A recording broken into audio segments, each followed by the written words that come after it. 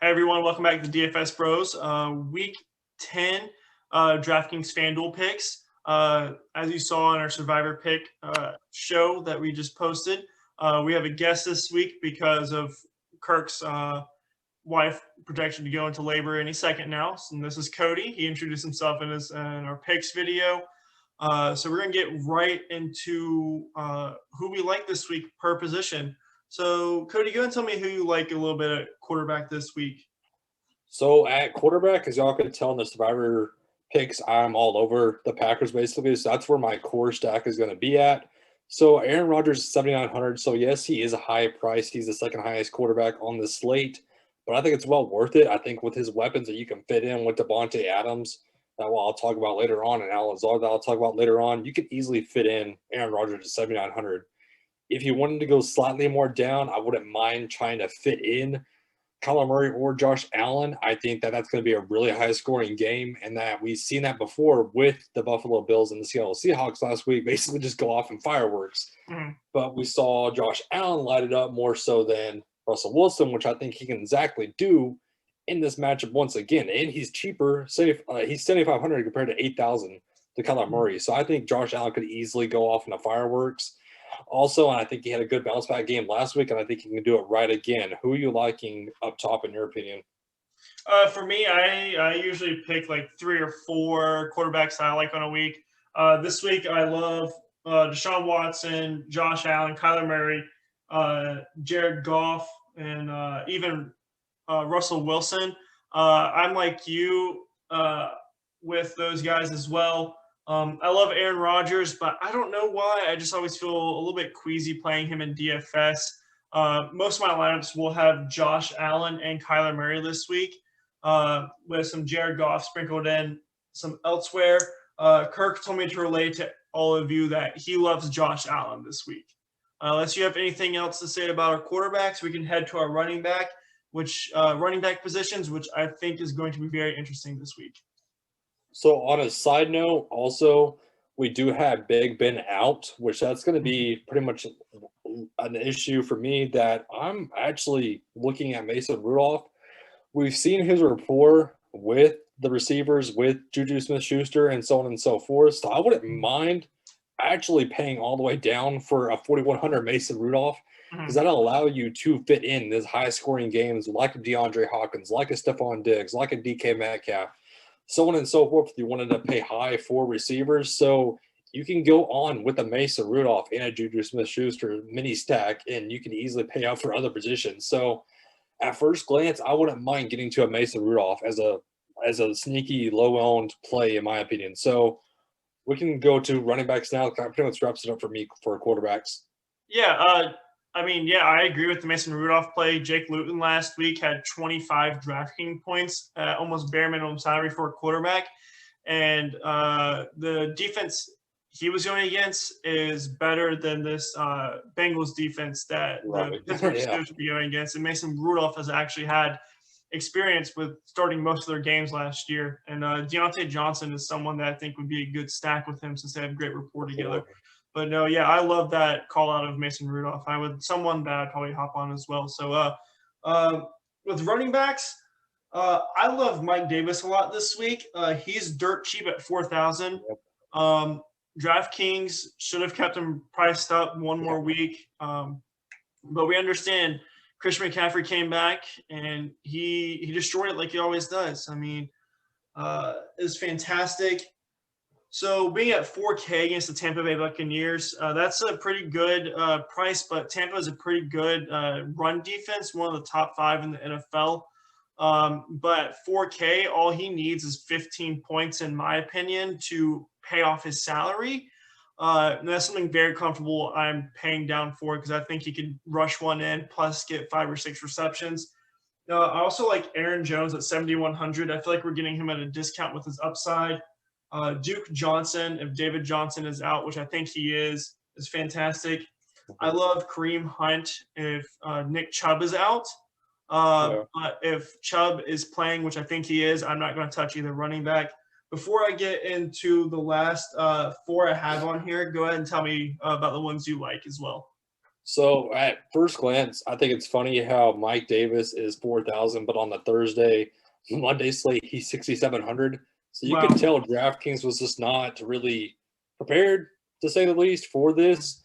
So Mike Davis at 4,000 is a lock in cash plays to me. I think he can easily. We've seen his talent. We've seen how good he has been this season. I think you can lock him in, and I don't. And McCaffrey's more than likely not playing next week either. That's what the report was saying, that he's not looking too well. So you lock in Mike Davis. You can lock in Duke Johnson in cash games also. Basically, Duke Johnson's an easy go-to play. He has a pass catching ability in the backfield. He lit it up last week with David Johnson going out. I like him. James Conner is another one that I like with Mason Rudolph. I think the go-to combo of him giving a pass catching option also is who I like. I typically, for running backs, my strategy is getting guys that can basically catch the ball, not just run the ball like Derrick Henry. I try to get guys who is a pass catching option in the backfield. That's normally my strategy. That's why I love guys like Duke Johnson. That's why I love James Conner. Guys like that are the guys I'm looking at. Scrolling down my list, basically, Chris Carson, if he does play, is another guy on my radar that I like against the Rams defense. I like him a lot. Antonio Gibson's another one that I wouldn't mind getting to against the easy Detroit Lions defense. Right. So there's going to be a lot of guys on this, basically on the running backs, that are going to be my value plays when I'm going to try to spin out for wide receivers more so than trying to spin out for running backs, because all you have is Alec Kamara at 8,200, and that's your highest price option. So I think value is the way to go for running backs personally. So I'm ready to go to wide receivers whenever you are, man. Yeah, I have 4 more running backs I'd like to mention real quick, and then we get the wide receivers. But yeah, it's very rare where we have weeks where we have a few sub 5,500 priced guys that are almost guaranteed at least 20 touches, in my opinion. And that's what you really want with your running backs, is at least 20 touches. Just a few more guys I like are James Robinson against a very, very bad Green Bay rush defense. Miles Sanders at 6,400 coming back from injury against a very bad Giants defense. Keep an eye on Antonio Gibson. I know Cody mentioned him, but he didn't practice yesterday and he was limited today. So if he's out, I love J.D. McKissick this week at 4,900. I think he's another running back. When Gibson got hurt last week, came in and got almost 20 DraftKings points. And then Joe Mixon has been out of practice the last 2 days. And I love Gio Bernard. They priced him back down because they expected Mixon to be healthy after the bye week. So we got a lot of good handcuffs that are priced pretty low, whose starters are hurt or might be out. Kirk wanted me to mention that he loves Duke Johnson. He told me just to say revenge game on reasons why. But other than that, we can head right into our wide receivers, and I'll let you start off with this one. So basically, wide receivers is the way I'm going to go this week. We're paying up, like I said earlier. I mean, you straight up have guys like Devontae Adams, Hopkins, Diggs, Metcalf, Keenan Allen, Michael Thomas. I mean, we have basically the main wide receivers on this slate that I'm going to try to spin up for. So with my stack, I'm all over Devontae Adams. I think that for 9,000, he's easily a lock and go. Many people aren't going to be on him because of that salary, because it's literally 9,000, then 7,700 for DeAndre Hopkins. So many people are just going to look at that salary and say, I'm not getting to him. But I'm on the opposite side. I'm all over Devontae Adams for a leverage play. You also have DeAndre Hopkins, like I said. I don't want to mind him in the Buffalo game. I mean, that's going to be a high-scoring game in my opinion. Now, Metcalf and Lockett, that I seem to always get the wrong guy in the wrong week, because you can see them basically have each other's. 1 week it's Metcalf, 1 week it's Lockett, 1 week it's Metcalf, 1 week it's Lockett. I mean, it's always back and forth, which I always seem to be on the wrong side of which receiver. So that scares me. That's just my personal opinion, but I wouldn't mind getting to Lockett or Metcalf. Diggs, like I said earlier, you can get the Diggs. But the guy that I wanted to talk about a little bit more so is Jarvis Landry. So I know that Baker Mayfield's in a scary spot, I know, but they have Jarvis Landry, who is the main guy now without OBJ. So we saw Jarvis Landry see an uptake in basically targets, and it's against the Houston defense, which this game is going to be a shootout, in my opinion. I see this being back and forth with the Baker, having a good game for his stake, more so than a good game overall. So I like Jarvis Landry. I also like a guy like Alan Lazard, who is back from the core injury, who's only 4,000 if I remember right. I mean, he's pretty cheap, and he's the go-to guy for Aaron Rodgers, who that's going to be the guy you can fill in your roster spot easily. You have Deontay Johnson, you have Travis Fulgham that I wouldn't mind getting to still. But the news that I'm looking at is Kenny Galladay. So Kenny Galladay is questionable and more than likely not going to play.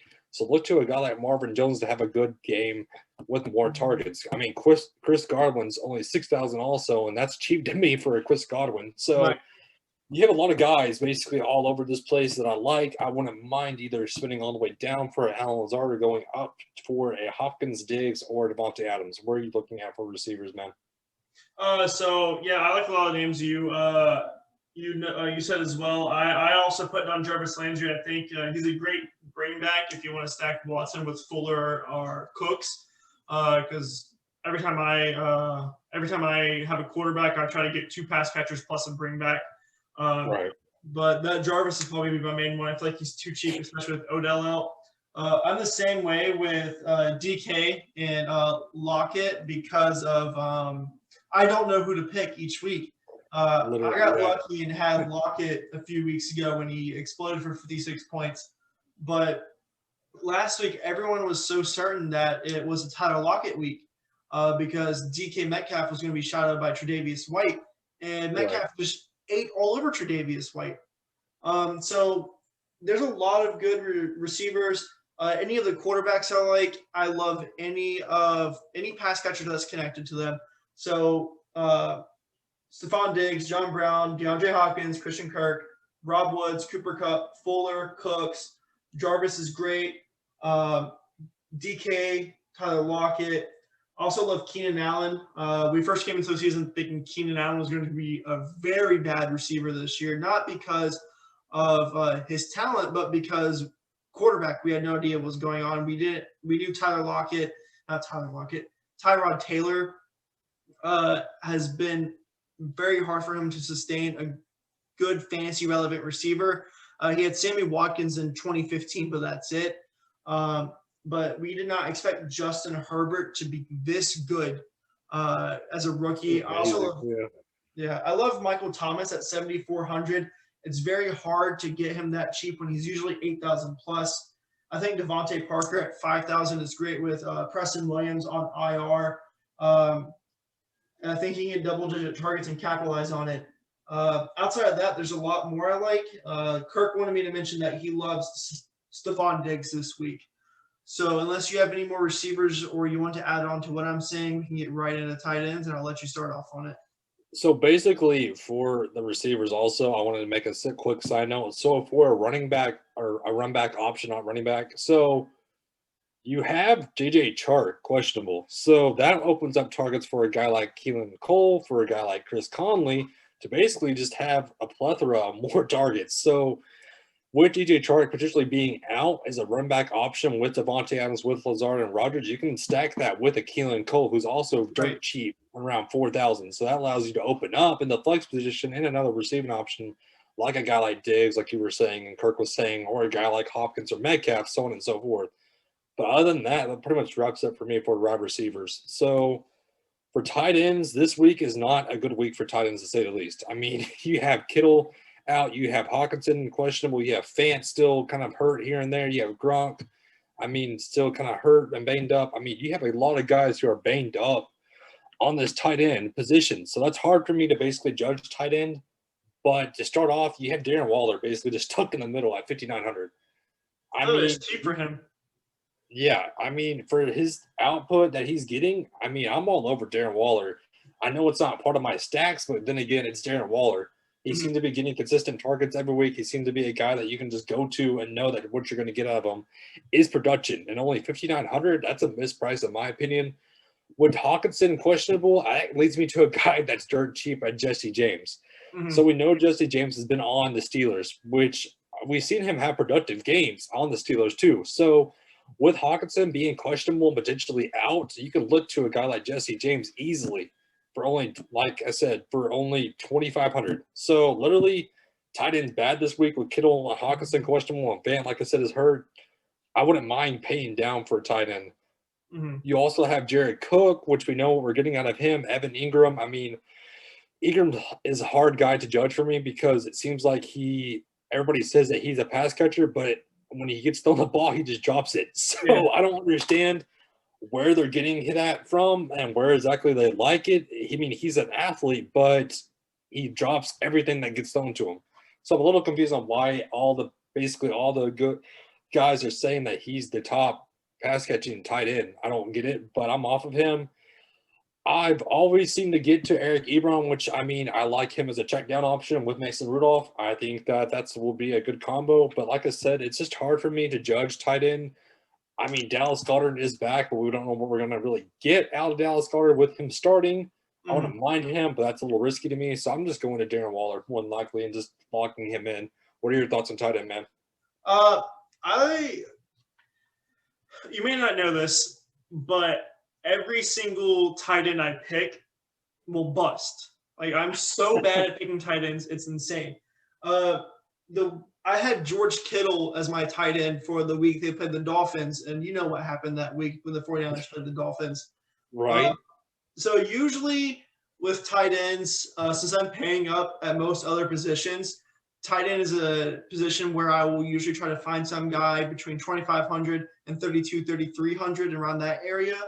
So that's usually what I do. I usually pick a tight end that's connected to the quarterback that I like. But I like Dallas Goedert this week. You also may not know this, but I'm an Eagles fan, so this might be a little bit biased. Oh, man.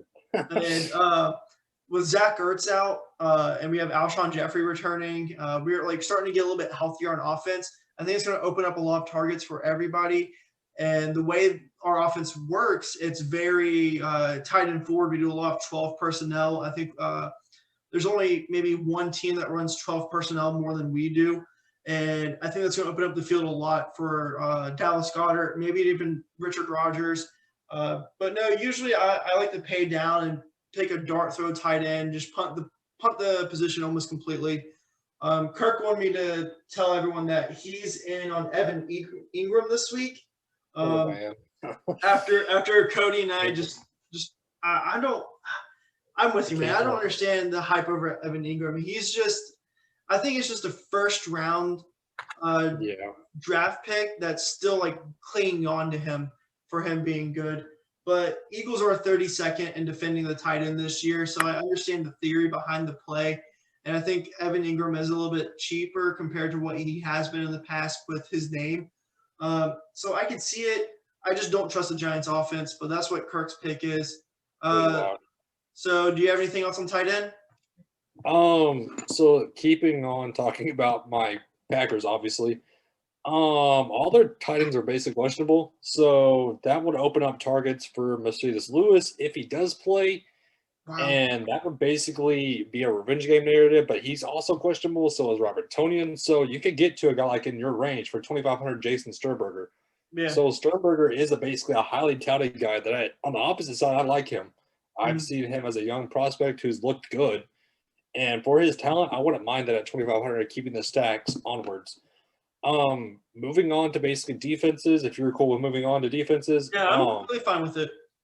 So we have the Steelers up top, and they're facing the Bengals, which that kind of scares me a little bit because we've seen the Bengals basically still try to stay in games and throw the ball a ton.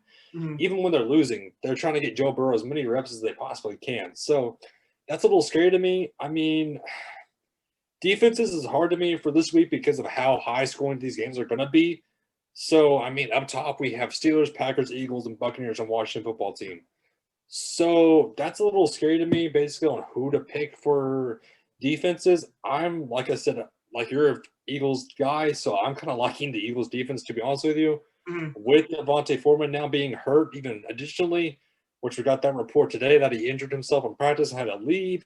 So basically the running back position is going to be a little questionable for the Giants. So I'm kind of liking the Eagles. I'm kind of liking maybe the Buccaneers, but that's a little scary to me with Mike Davis starting, which I'm all over Mike Davis. But like I said, this week is going to be hard. To be honest with you, I'm kind of liking the Saints and the Eagles. The Saints are facing the 49ers, which, like you said, they're all banged up. That team's pitiful now. So defense is a little hard for me this week, to say the least. What are you liking for defenses? So for defense, I usually do. I usually give about 3 or 4 out. I usually have a top priced option I like in mid tier, and if I can't afford either one of those, there's a bottom of the barrel defense I usually go for.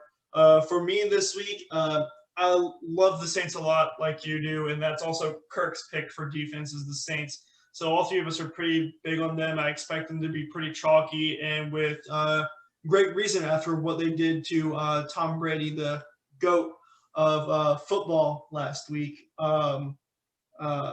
And I can't believe I'm saying this out loud, but I like the Lions at 2,600 against the Washington football team. Yep. I think that's a good matchup. Kyle Allen is a little bit banged up. I don't even know if he's playing or not. Even then, Alex Smith, he is getting older. I mean, he's still good. He's a very, very smart football IQ. He won't make as many mistakes as Kyle Allen would, but I'm sure he's still rusty after not playing for almost 2 full years. So I like the Lions defense, which is so weird to say out loud. And then for my completely punt play, I like the Bengals defense, especially if Ben Roethlisberger doesn't play, which he more than likely will be out if he does not clear a negative COVID test every day until Saturday. It's the same reason I like Mason Rudolph. It's like bottom of the barrel, can still potentially do well for you. Mason Rudolph in the 4,000 range at quarterback, he only needs to get you about 20 points to be worth it. And Mason Rudolph is a guy who can get you 20 points while still throwing a few interceptions. And I think that would help the Bengals defense out a lot at 2,200. So yeah, I think those are 3 defenses that I'll be targeting: Saints, Lions, and Bengals. This is just another position that I just punt into the moon, and hopefully I get 5 or 6 points and let my other positions rack up points. Do you have any last thoughts before we close it out? Nothing for me, man. That pretty much wraps it up for me. I'm all in the Packers, like y'all know. That's where I'm going with for this DFS pretty much aspect of it. So that pretty much wraps it up for me, man. All right, sounds good. Thank you all for watching. Cody, go ahead and give us your YouTube channel name and your Twitter handle for everyone to follow you. I'll also put it in the bio for them to see as well. So my Twitter handle is at capital D, capital P, and then Prodigy with an O. So DP capital with RODIOGY. So that's at DFSProdigy. So that's where I'm pretty much at. I'm always active on Twitter, as y'all know. I mean, I'm all over trying to stay active, trying to talk to people basically. And then my YouTube channel, I'm pulling it up right now for y'all, basically to have. So y'all can just find me. If you type in DFS Prodigy, you'll find me there, and I'll automatically pop up. I'm pretty much the only DFS Prodigy that will keep up with that username. So y'all can just find me there, and I'll send you the link, man, and y'all will be able to find that in the description below for the YouTube channel. So that wraps up for me, man. All right, thank you. I hope you all have a good, successful week. And Kirk, when you come back, we can't wait to have you back. And thank you again, Cody, for joining us. Y'all have a good one.